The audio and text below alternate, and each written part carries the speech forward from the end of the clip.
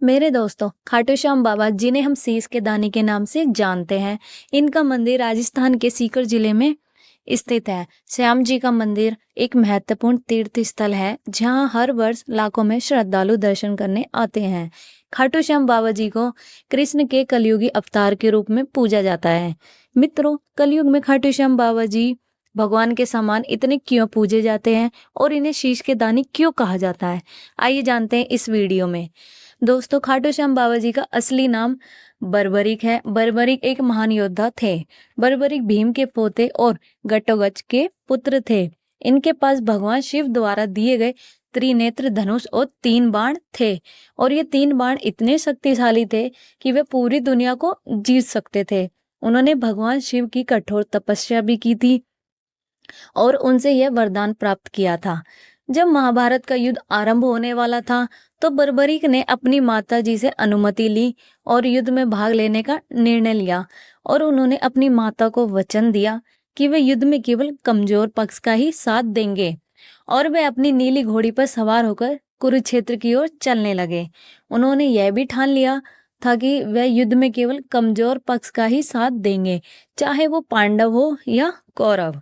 भगवान श्री कृष्ण जो युद्ध की रणनीति को बहुत ही भली भांति जानते थे और वे यह भी जानते थे कि अगर बर्बरिक युद्ध में गए तो युद्ध का संतुलन बिगड़ जाएगा, इसलिए श्री कृष्ण ने बर्बरिक की परीक्षा लेने का निश्चय किया और उन्होंने ब्राह्मण का रूप धारण किया।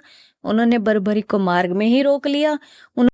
उन्होंने बर्बरिक से पूछा कि वे किस पक्ष के साथ युद्ध में शामिल होना चाहते हैं, तो बर्बरिक ने उन्हें बताया कि वे कमजोर पक्ष का साथ देंगे और फिर श्री कृष्ण ने बर्बरिक से उनके 3 बाणों की शक्ति के बारे में पूछा। बर्बरिक ने उन्हें बताया कि वे पहले बाण से वे अपने शत्रुओं को चित कर सकते हैं और दूसरे बाण से उनके सर काट सकते हैं और तीसरे बाण से सभी सिरों को एकत्रित कर सकते हैं। श्री कृष्ण ने उनकी शक्ति की सराहना की, लेकिन साथ ही उन्हें युद्ध में भाग ना लेने का अनुरोध किया। फिर श्री कृष्ण ने दान में उनका शीश मांगा। फिर बर्बरिक ने उनसे कहा, आप कौन हो, आप मुझे अपना परिचय दो। बर्बरिक के विनती करने के बाद भगवान श्री कृष्ण अपने असली रूप में आ जाते हैं। बर्बरिक उनको अपना शीश देने के लिए राजी हो जाते हैं, लेकिन उनकी इच्छा होती है कि वे महाभारत के युद्ध को अंत तक देखना चाहते हैं। भगवान श्री कृष्ण ने उन्हें वरदान दिया और उनके सिर को एक ऊंचे स्थान पर स्थापित किया ताकि वे पूरे महाभारत युद्ध को देख सके। युद्ध समाप्त होने के बाद श्री कृष्ण ने बर्बरिक के सिर को पुनर्जीवित किया, उन्हें आशीर्वाद दिया कि वे कलयुग में श्याम बाबा के रूप में पूजे जाएंगे। इसके बाद बर्बरिक को खाटू नामक स्थान पर पुनः स्थापित किया गया और वहां उनकी पूजा आरंभ हुई। मेरे दोस्तों, खाटू श्याम बाबा की महिमा अनंत है। उनके भक्त उन्हें विभिन्न नामों से पुकारते हैं, जैसे श्याम बाबा, श्याम खाटू श्याम, शीश के दानी आदि। मेरे दोस्तों, श्याम बाबा के दर्शन मात्र से सभी कष्ट दूर हो जाते हैं और मनोकामनाएं भी पूर्ण होती है।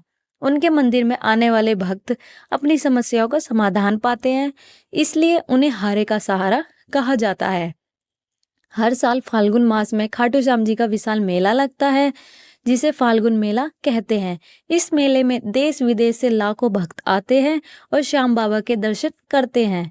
मेरे दोस्त, खाटू श्याम बाबा की कथा न केवल धार्मिक कथा है, बल्कि यह हमें जीवन में सच्चाई, निष्ठा और बलिदान के महत्व को भी समझाती है।